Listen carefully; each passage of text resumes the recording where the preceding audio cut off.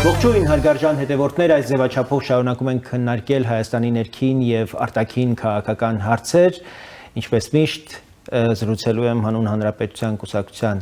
փոխնախագահ Ռուբեն Մեհրաբյանի հետ։ Ողջույն Ռուբեն։ Ողջույն Արման։ Այսօր դեկտեմբերի 8-ն է, ուղիղ 4-րդ ամիսն է լրանում հայ-ամերիկյան կարևորագույն պայմանավորվածություններից, օգոստոսի 8-ի համաձայնություններից եւ արժե թերևս ամփոփել, որովհետեւ նաեւ տարեվերջ է եւ կարծես նոր, այսպես շրջափուլ է նաեւ այս պայմանավորվածությունների մեկնարկում, աշխատանքային խմբերն են սկսել աշխատել եւ մեր կողմից եւ ամերիկյան կողմից, արժե ընդհանրապես քննարկել ինչ փոխվեց օգոստոսի 8-ին ոչ միայն Հայաստանի եւ Ադրբեջանի հարաբերություններում, այլև տարածաշրջանի, որտեղ դրան միացան նաեւ Կենտրոնական Ասիայի 5 երկրների հանդիպում տեղի ունեցավ առաջնորդների Վաշինգտոնում, որը չէր կարող տեղի ունենալ, եթե օգոստոսի 8-ին տեղի չունենար Հայաստանի եւ Ադրբեջանի միջև խաղաղության գործարքը։ Խնդրեմ։ Դե նաև ուղիղ 1 տարի առաջ էր, երբ վերաբացվեց Փարիզի Աստվածամոր տաճարը եւ այդտեղ տեղի ունեցավ առաջին հանդիպումը Նիկոլ Փաշինյանի, Էմանուել Մակրոնի եւ ընտրված նախագահ Դոնալդ Թրամփի միջև Փարիզում, հենց տաճարի մեջ։ Եվ ոնց որ առաջին փորձից ստացվեց ներդաշնակեցնել մեր տեսլականները, պատկերացումները ապագայի մասին եւ հետո այդ ամենը արդեն վերածել process-ի եւ պրոյեկցել գետնի վրա բոլոր մտահղացումները արդյունքում այո մենք ունենք օգոստոսի 8 այսօր 4 ամիսն է լրանում դրա եւ կարող ենք մենք ասել որ մեր տարածաշրջանը պայմանական օգոստոսի 7-ին եւ այսօր դեկտեմբերի 8-ին դրանք տարբեր տարածաշրջաններ են արդեն տարբեր տրամաբանությամբ առաջ գնացող եւ տարածաշրջան ասելով նկատի չունենք միայն հարավային Կովկասը, շատ ավելի լայն տարածաշրջան, որտեղ ներառյալ կենտրոնական Ասիա, ներառյալ մերձավոր արևելք, իհարկե, ներառյալ նաեւ մեր հարավային լավ հարևան Իրանը, որը նույնպես շատ լուրջ տրանսֆորմացիաների մեջ է եւ դեռ այսպես ասենք այդ տրանսֆորմացիաները շատ լուրջ դինամիկա ունեն եւ դեռ հերթական շրջափուլ չեն թևակողել, որոնք թերևս շատ ավելի կապ ունեն 12-օրյա պատերազմի հետ, բայց օգոստոսի 8-ից հետո այսպես կամ այնպես զարգացումները շոշափելու են նաեւ Իրանի արտաքին քաղաքական օրակարգերը։ Իրանն էլ ինքն է ադապտացվում իր հյուսիսում շատ կարևոր տարածաշրջանում տեղի ունեցող փոփոխություններին, տարածաշրջան, որը Իրանին կապում է Եվրոպայի հետ։ Եվ Իրանը մենք տեսանք այս փոփոխություններին ոնց որ թե պատրաստ չէր եւ շոկային էր իր համար, գոնե առնվազն Իրանի իշխանության մի թևի համար։ Բայց դա ի վերջո այլ բան չի մնում, քան հարմարվել դրան, որովհետև սա շանս է նաև իրենց համար, դա Ջուլֆայի երկաթուղային հանգույցն է բացվում եւ այն ինչի մասին Իրանը կարող էր միայն երազել, սևծով դուրս գալու, խնդրեմ, ճանապարհ է բացվում։ Հիմա ճանապարհների մասը մենք հասկացանք։ Երկրորդը Հայաստանը եւ Ադրբեջանը ըստ էության փոխադարձաբար այդ տրանզիտային սահմանափակումները վերացնելով իրար նկատմամբ նոր տրամաբանություն են մտցնում ընդհանրապես պետական շահերի պատկերացումների մեջ թե Հայաստանի թե Ադրբեջանի պարզվում է որ այն ինչ որ այն տրամաբանությամբ որ մենք շարժվում ենք որ այն ինչ լավ է Ադրբեջանին ապրիորի վատ է մեզ եւ հակառակը դա այդքան էլ այդպես չի որտեղ բաներ կա որ եթե լավ է Ադրբեջանի համար գուցե լավ է նաեւ մեր համար եւ հակառակը այնինչ վատ է Ադրբեջանի գուցե հենց դա մեզ համար էլ է վատ Այս բոլորը պայմանավորված է մեծապես հենց օգոստոսի 8-ի համաձայնություններով, այսինքն եթե չլինեին այդ համաձայնությունները շատ տրանսֆորմացիան տեղի ունենալ։ Ի վերջո շահերի ընդհանրություն է առաջ եկել, որի հիմքում եւ որի բազան հայ-ամերիկյան կամ ամերիկյան համաձայնություններն են կամ խաղաղության գործարքն է Ամերիկայի միջնորդությամբ։ Այո, եւ նաեւ որն էլ ամրապնդվում է Ամերիկայի երկկողմ պայմանավորվածություններով Հայաստանի հետ եւ Ադրբեջանի հետ։ Այդ ամենն էլ, այսպես ասենք, սա նաեւ այն Աբրահամյան համաձայնագրերի տրամաբանության մեջ, այսպես քաղաքականությունը բացատրեմ ինչի մասին է խոսքը։ Այսինքն Միացյալ Նահանգներին,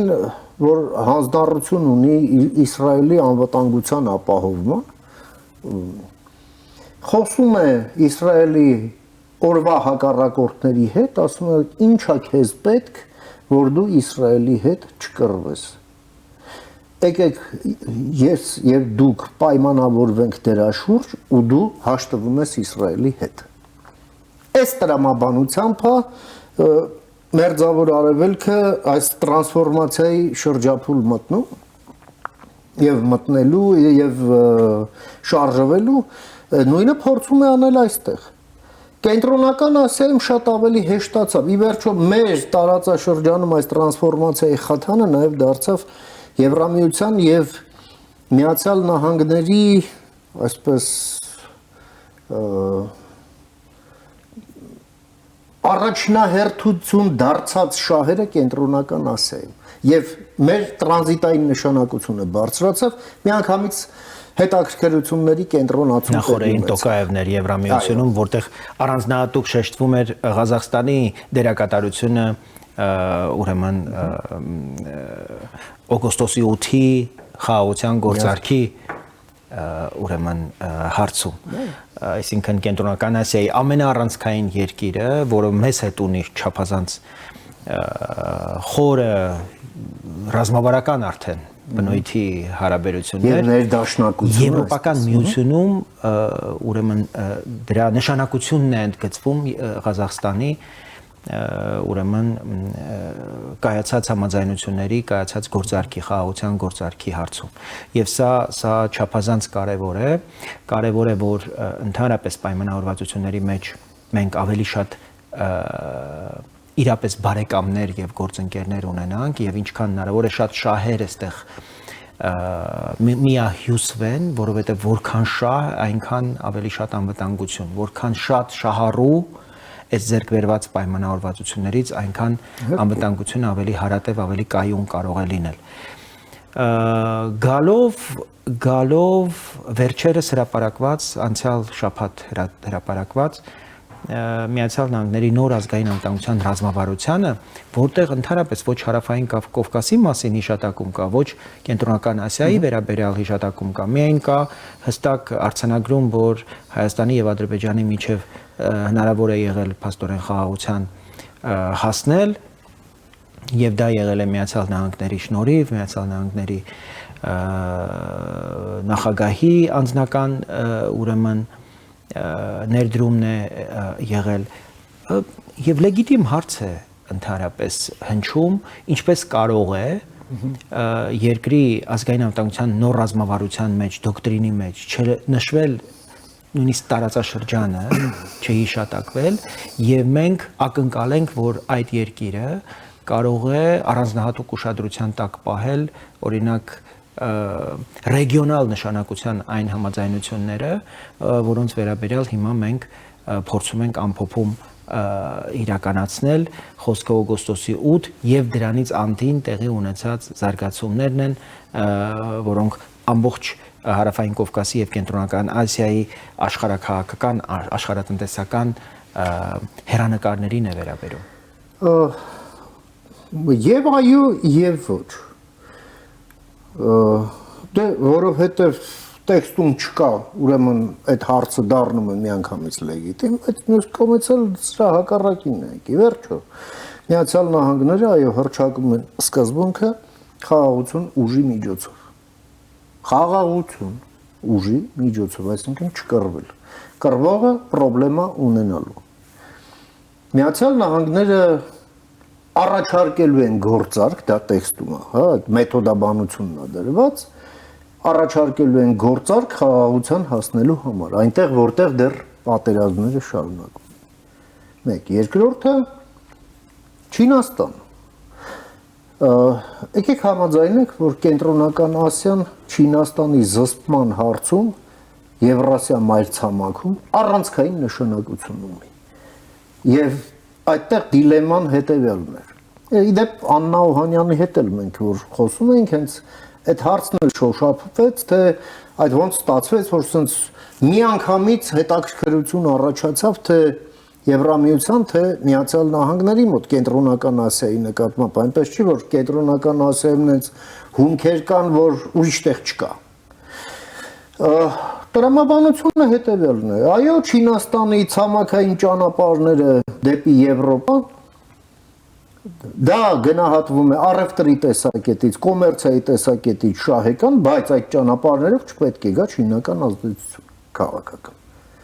Իսկ դա նշանակում է, որ այդ կոմունիկացիաներով քո ազդեցությունը պետք է գնա։ Ուրիշ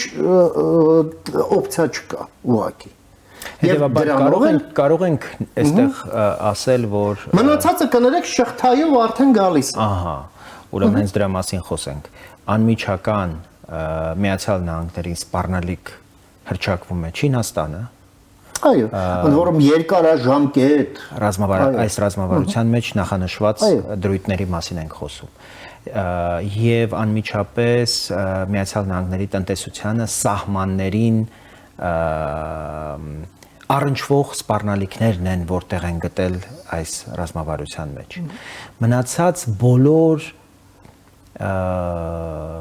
խնդիրները, կնճիռները եւ հակամարտությունները, որոնք այս կամ այն կերպ Միացյալ Նահանգների համար կարևորություն ունեն, դրանք ուղղակի եւ անուղղակի կապ ունեն ուրեմն այդ սպառնալիքների հետ եւ կարող ենք ասել, որ միջին միջանցքը, որի նկատմամբ այս ահռելի հետաքրությունը Միացյալ Նահանգների մոտ առաջ եկավ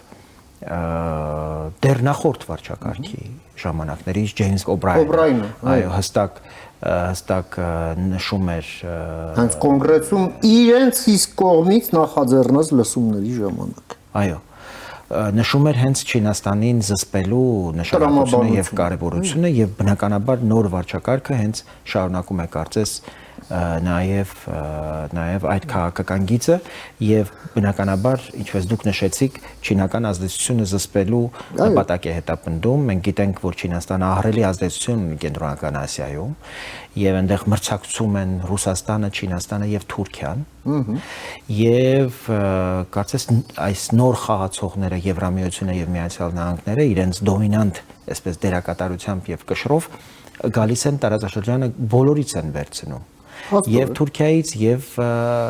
Չինաստանից եւ մինորիտար ակցիոների դերակատարում են օգոստոսի 8-ի համաձայնությունների մեջ Թուրքիան որևէ դերակատարություն չի ունեցել եւ դա շատ լավ է մեզ համար եւ դա զարմանալի է նաեւ մեզ համար որտեւ ամերիկան կուզեր Թուրքիային այս կամ այն կերպ որպես ռեգիոնալ դերակատար ներգրավել եւ Թուրքիան ինքը զարմացած է որ այսպիսի համաձայնության մեջ ինքը որևէ դերակատարություն չունի եւ այս փուլում այո այս փուլում հիմա փորձում են ամերիկացիները այս կամ այն կերպ ներգրավել Թուրքիային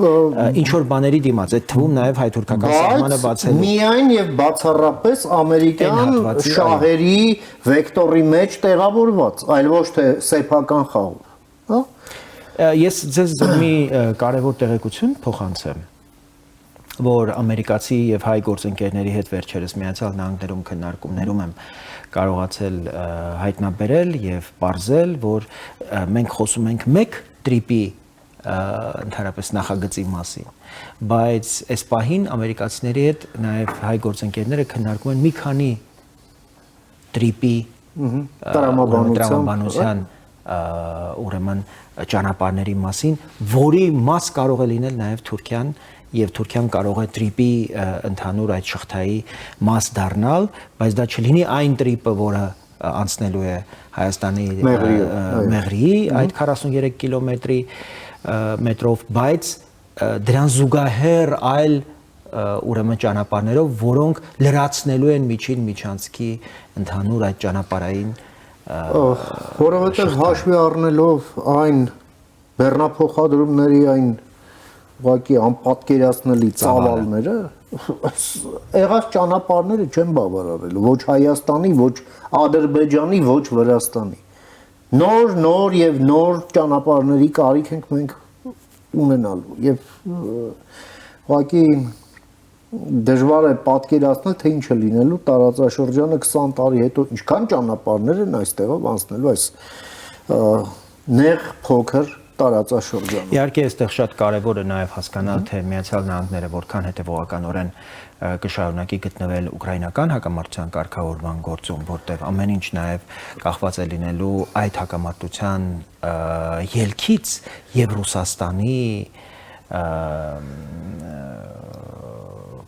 հնարավոր քաղաքական ուրեմն գործողություններից, որ հաջորդելու են դրա։ Եվ հույս ունենանք, որ այդ պատերազմից հետո նոր կատակլիզմներ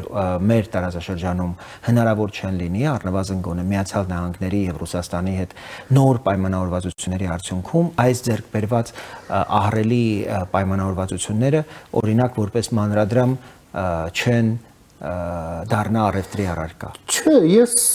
ի վերջո Չերչիլն էր, չէ, ասում էր Միացյալ պետք է միշտ վստահել Միացյալ Նահանգներին, նրանք միշտ գալու են ճիշտ որոշման, բայց միայն այն բանից հետո, երբ կփորձարկեն բոլոր ոչ ճիշտ տարբերակները։ Դե հիմա սա է, ի վերջո Միացյալ Նահանգների համար տեսեք ոչ վաղ պատմությունում, չէ, էլի սենց իզոլացիոնիստական, այս Մոնրոյի դոկտրինի տրամաբանության մեջ նոր դեպրեսիայից դուրս եկած գիտեք, այդ բուտլեգերների պատմությունը, այդ մաֆիան, այդ Ալ Կապոնեն, այդ գործազրկությունը, զանգվածային ինքնասպանություններ, ալկոհոլիզմ, ընտանիքների քայքայում, ողբերգություն։ Միացյալ Նահանգները նոր էր ուշքի գալիս, սոցիալական աշխատանքներ, չեն Ռուզվելտի այդ բանի մոտ, Բուխարեի մոտից այդ զրույցներ, որ մարդկանց ապրելու ոնց որ հույս տա։ Բայց գալիս է Փերլ Հարբորը։ Այդ ժամանակ ամեն ինչ փոխվում է։ Բայց Փերլ Հարբորից անցած 4 տարի Միացյալ Նահանգները դառնում են աշխարհի թիվ 1 պետությունը։ Ավելին կամ բրիտանական կայսրությունը, որ այդ հաղթանակից հետո սկսում է փլուզվել։ Հաղթանակից հետո։ Եթե առաջին համաշխարհայինի ժամանակ կայսրությունները, պարտված կայսրություններին փլուզվում, այս դեպքում փլուզվում էր հաղթած Միացյալ Նահանգների դաշնակիցը, պատմություններ տրամաբանությունն ունի։ Հետևաբար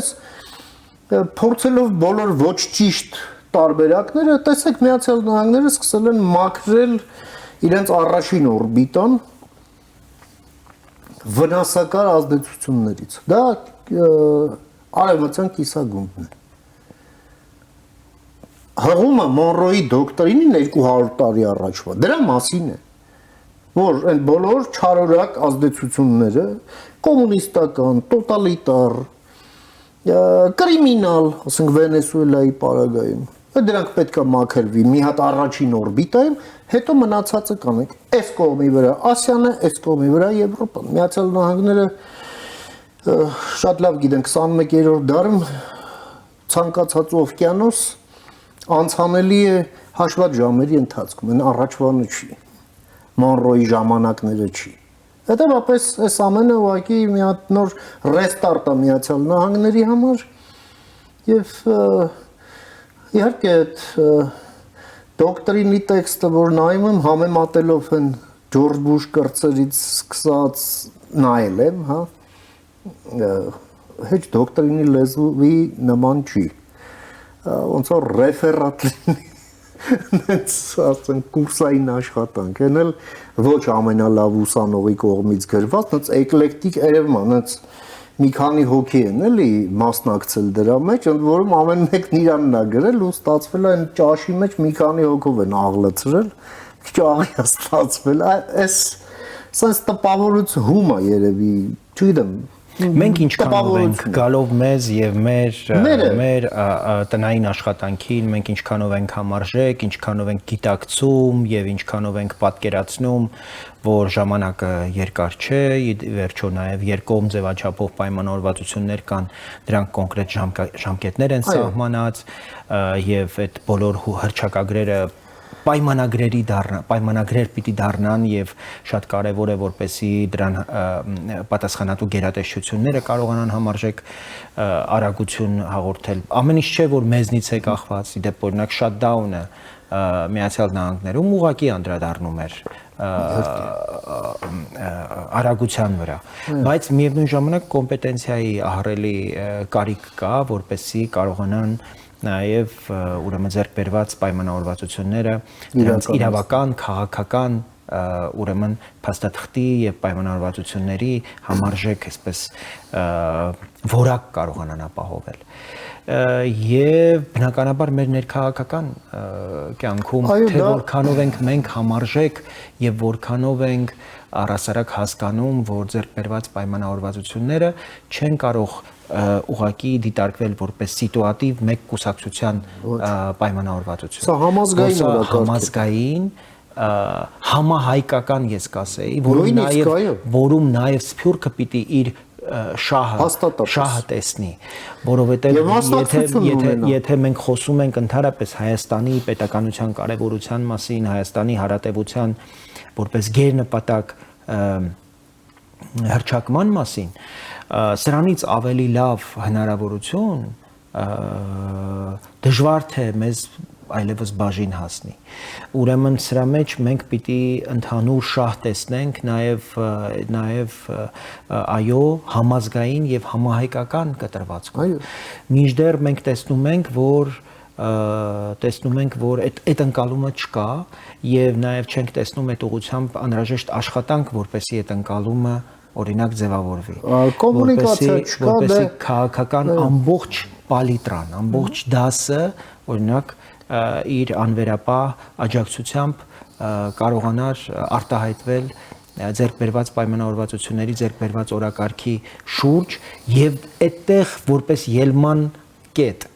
սկսվեր ընդհանրապես մեր քննարկումները առաջիկա ընտրությունների վերաբերյալ։ Ես շատ պիտի ուզեի օրինակ, որ 2026 թվականի հիմնական օրակարգը ոչ թե լիներ մեզ պետք է օգոստոսի 8-ը թե նոյեմբերի 9-ը, այլ ընդհանրապես թե մենք ինչքան արագ եւ ինչքան որակով կկարողանանք իմպլեմենտացնել ձեռք բերված պայմանավորվածությունները օգոստոսի 8-ին։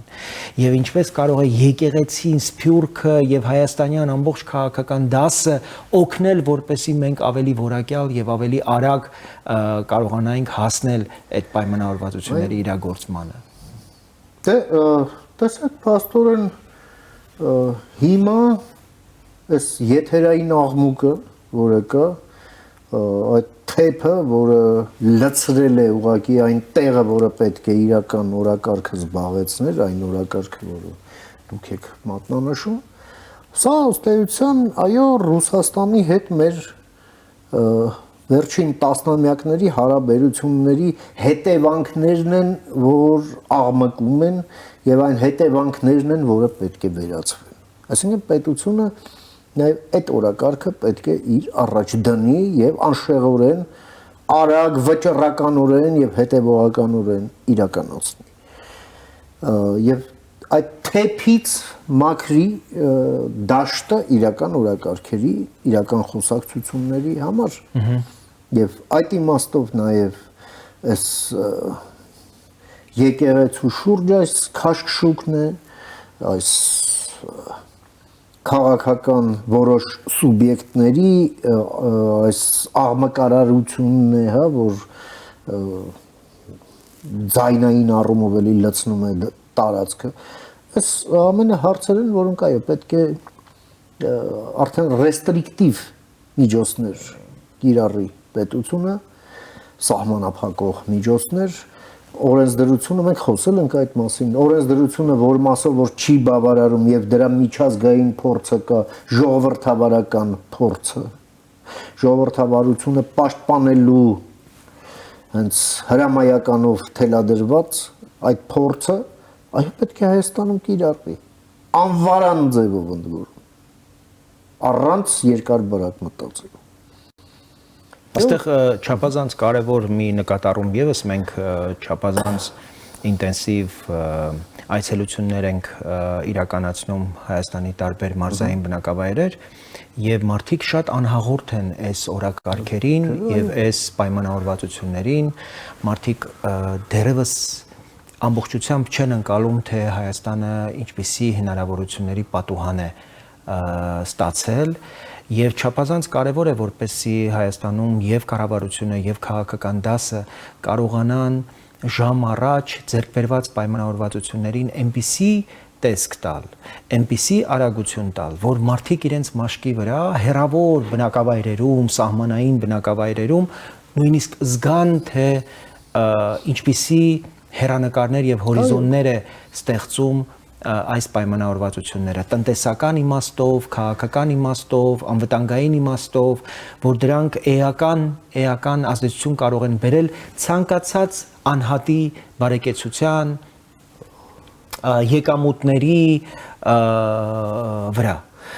Սա չափազանց էական է, որպեսզի մենք նաև ինդիվիդուալ անհատական մակարդակում ցույց տանք, որ օգոստոսի 8-ը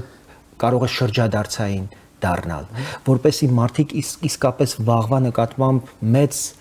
հույսեր կարողանան ձևավորել, այդ հույսերն էլ պետք է սպասարկվեն համապատասխան ռազմավարական ծրագրերով, քաղաքականությամբ, այսինքն մարդիկ պիտի տեսնեն, որ օգոստոսի 8-ի պայմանավորվածությունները իրապես հնարավորություն են ստեղծել նոր ներդրումների, նոր աշխատատեղերի, նոր փոքր ժամանակ է ստեղծել, որ կարելի է արդեն սրա վրա տրամադրել։ Այո, բայց դրա մասին պիտի խոսվի, մարդիկ պիտի հասկանան, որ այս ժամանակը հենց այնպես չի տրվել մեզ։ Ջրային ռեսուրսների ռազմավարություն, գյուղատնտեսության ռազմավարություն, էներգետիկայի ռազմավարություն, իդեպ Միացյալ Նահանգների հետ այն հուշագրերից մեկը վերաբերվում է ատոմային էներգետիկային, ինձ թվում է արդեն ժամանակն է, որ Հայաստանը վերջնականացնի այդ նախարարի մակարդակով հայտարարություն ունենք, որ տարեվերջին պիտի լինի այդ հայտարարությունը, տարեվերջին էլ երկար չի մնացել։ Հույս ունեմ, որ այդ մասով մենք կունենանք այդ հայտարարությունը։ Այո, եւ որոշումը, որ արդեն կանցնի իրավապայմանագրային, որտեղ 26 թվականից մինչև 36 թվականը այդ 10 տարին այն ժամանակն է, որ պիտի մենք ուրեմն նոր ատոմակայան Իսկ սա էլ արդեն դուրս գա շահագործումից, որովհետև դել արդեն անհնարին է ֆիզիկական Եվ սրա հետ կապված նաև գործող ատոմակայանի հետ կապված եւս որոշումներ կան, ռուսները պայման են դնում, որ եթե իրենք չեն լինելու 2036 թվականին նոր ատոմակայանի կառուցողը եւ շահագործողը, ուրեմն այո, իրենք գործող ատոմակայանի նաև սերվիսն են կասեցնում։ Միացյալ Նահանգները ունեն այդպիսի փորձ սոցիալիստական երկրներում, Արևելյան Եվրոպայում, Ռումինիայում, ռուսական սովետական այդ Բուլղարիայում, Սլովակիայում, տուրբինային ատոմային կայանի, ուկրաինական ատոմակայանները, Հայաստանի այս մեծամորի ատոմակայանը եւ Ռովնոյի ատոմակայանը մեկին մեկ, նույնիսկ արտաքին տեսքով են, մեկին մեկ, հա, նույն հզորության, նույն ռեակտորն է, նույն եւ ամերիկացիները այդտեղ էլ պիտի մեզ օգնեն, որպեսզի մենք կարողանանք այս 10 տարին գործող ատոմակայանի։ Ուղղակի այո, Ռոսատոմը պետք է դուրս գա այստեղից, միանշանակ։ Այնպես ինչպես եւ արդեն խոսել ենք դրա մասին, հեծն է դուրս գալիս, RЖD-ն պետք է դուրս գա, Գազպրոմը պետք է դուրս գա։ Այո, պետք է դուրս գան։ Բավական է, որովհետեւ այո մենք վերակառուցում ենք մեր բոլոր քաղաքականությունները, իսկ այդ վերակառուցման տրամաբանության մեջ սրանց մնալը ոչ մի ձևով ուղղակի չի տեղավորվում, ինչքան էլ ով էլ ինչ էլ խոսա, չգիտեմ, բալանսավորումից, եթե այս բոլորը մենք կարողանում ենք հիմա խոսել, դրան մեզ ոնց որ հնարավորություն է տալիս հենց օգոստոսի 8-ի պայմանավորվածությունները։ Հայաստանը այնպիսի սուբյեկտայնություն է կարողացել ձեռք բերել, որ կարող է օրինակ հեծի կամ երկաթուղու կամ Գազպրոմի շուրջ այսպիսի մտածումներ ունենալ կամ Ռոսատոմի կամ այո Ռոսատոմին ընդհանրապես դուրս դնելու վերաբերյալ սրանք չափազանց կարևոր իհարկե իրողություններ են եւ մեր երկրի հասարակական, քաղաքական, կրոնական ամբողջ պալիտրայի համերաշխ վերաբերմունքի կարիքը կա եւ անհրաժեշտությունը կա ու այս իմաստով դեռ մինչև օրս եկեղեցին պաշտոնական դիրքորոշում չի հայտնել օգոստոսի 8-ի ձեռք պայմանավորվածությունների վերաբերյալ, որտեղ նաև տրամագծորեն իրենք հակառակ պատկերացումը ունեն եւ վերջերս նաև Արշակ Սրբազանի այդ ասուլիսը ուղղակի մատնեց, որ այն ինչ տեղի է ունեցել Մոլդովայում եւ Ուկրաինայում, որ դա չպետք է թույլ տանք, այսպես նաև ակնարկելով, որ այն ինչ Բելարուսի հետ է տեղի ունեցել, այ դա պիտի թույլ տանք, այ մեծ սրտով է։ Հիմա մեր ժողովուրդը կարծես իր ընտրությունը պիտի այստեղ եւս կատարի եւ առաջիկայում զարգացումները հենց նախանշելու են թե մեր ընտրությունը որ կողմում է։ Իդեպ օգոստոսի 8-ի հետևանքներից մեկն էլ այն ընթացքն էր, որ մենք արձանագրեցինք Եվրամիության հետ։ Սա եւս այդ հնարավորությունն է ստեղծել։ Խթանել, այսպես ասենք, այդ բարենպաստ ֆոնը ստեղծել։ Հիմա կարող է այնպիսի տպավորություն ստեղծվել, թե դե Եվրամիությունը դա միայն աշխարհաքաղաքականություն չէ, դա հա արժեքներ, դա լավ է, տնտեսություն դա ինչքան ստացվի։ Հա մեկել են վիզաները հանեն, էլի լավ է։ Դա տենց չի։ Եվրամիությունը մենք տեսնում ենք ինչ առանցքային դեր է ստանձնել եւ կատարում այդ դերը այս Ռուսաստան, Ուկրաինա, Միացյալ Նահանգներ եռանկյուն խաղ է բեկում Եվրամիությունը։ Իսկ սա արդեն աշխարհաքաղաքականություն է։ Եվ շատ ուղղակի բարենպաստ է մեզ համար, որ այդ հակասությունները, որոնք կան Ուկրաինայի հարցում, մեծ Եվրոպայի եւ Միացյալ Նահանգների միջեւ, այստեղ ամբողջությամբ սիներգիկ են։ Այո, սա ուղղակի համընթաց քամի է, որը մեզանից պահանջում է եւ այս իմաստով նախորդին ձեռք բերված պայմանավորվածությունները ռազմավարական բնույթի օրակարգի շուրջ ձեռք բերված պայմանավորվածությունները Հայաստանի եւ Եվրամիության միջև ավելի են կարևորվում եւ ավելի մեծ նշանակություն են ստանում եւ չափազանց կարեւոր է որպեսզի Հայաստանը իր հաջորդ քայլը կարողանա պատշաճ կատարել, ինչը կարող է լինել այս փուլում DCFTA-ի շուրջ, օրինակ ասոցիացման համաձայնագրի շուրջ։ Իսկ դա նշանակում է արդեն դուրս ԵԱՏՄ-ից, դուրս ԱՊՀ-ից, դուրս բոլոր ռուսական միավորումներից, Ռուսաստանի հետ երկկողմ քաղաքակիրթ, սիմետրիկ, հորիզոնական, ռեգլամենտացված, առանց երկակի հաշվապահության, թափանցիկ հարաբերություններ